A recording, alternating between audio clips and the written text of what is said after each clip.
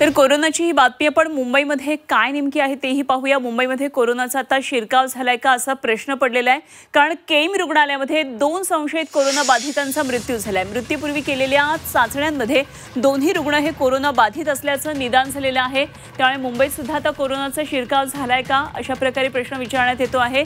तर संशयित कोरोना बाधित रुग्णांचा मृत्यू त्यांना असलेल्या सहव्याधीमुळे झाल्याचं स्पष्टीकरण केम रुग्णालयानं दिलेलं आहे। 58 वर्षाच्या एका महिलेचा कर्करोगामुळे आणि 13 वर्षाच्या मुलीचा मूत्रपिंडाच्या आजारानं मृत्यू झाला।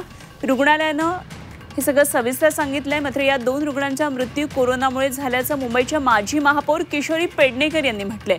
त्यामुळे केम रुग्णालयातल्या या 2 रुग्णांच्या मृत्यूचं नेमकं कारण काय आहे याबाबत सध्या तरी संभ्रम निर्माण झालाय।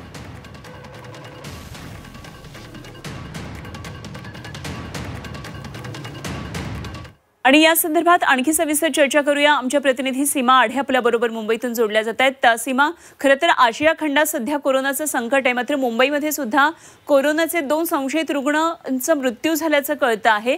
मात्र अजून या संदर्भात सगळा संभ्रम आहे, काय नेमके तपशील आहेत? नक्कीच अनुपमा, कुठेतरी आतापर्यंत नागरिकांना असं वाटत होतं की कोरोना आजाराचा जो एक धोका होता तो कुठेतरी टळलेला आहे। आणि असं वाटत असतानाच पुन्हा एकदा देशात आणि राज्यामध्ये कोरोना आजाराने डोकं वर करायला सुरुवात केलेली आहे।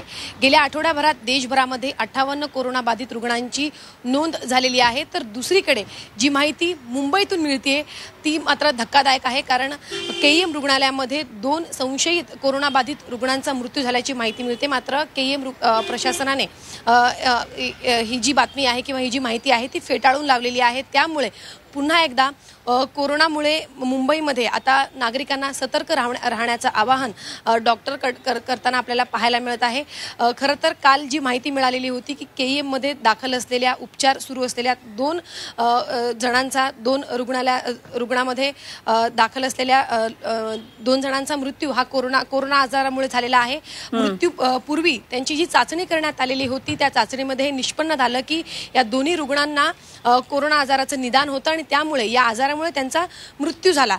मात्र रिपोर्ट्स असून सुद्धा केईएम प्रशासनाचं असं म्हणणं आहे की इतर आजारांमुळे या दोन्ही रुग्णांचा मृत्यू झालेला आहे। तर दुसरीकडे माजी महापौर किशोरी पेडणेकर यांनी सुद्धा असाच दावा केलेला आहे की कोरोनामुळे या दोन्ही रुग्णांचा मृत्यू झालेला आहे। त्यामुळे या मृत्यूवरून आता पुन्हा एकदा या केईएम प्रशासन आणि किशोरी पेडणेकर यांच्यामध्ये दावे प्रतिदावे होताना आपल्याला पाहायला मिळत आहे। मात्र रिपोर्ट्स हातामध्ये असल्यामुळे केईएम प्रशासनाकडून असा दावा का करण्यात येतोय असा सुद्धा एक सवाल जो आहे तो पुन्हा एकदा उपस्थित केला जातोय। मात्र या माहितीनंतर मुंबईकरांना सतर्क राहण्याचं आवाहन आरोग्य विभागाकडून करण्यात येत आहे, डॉक्टरकडून करण्यात येत आहे।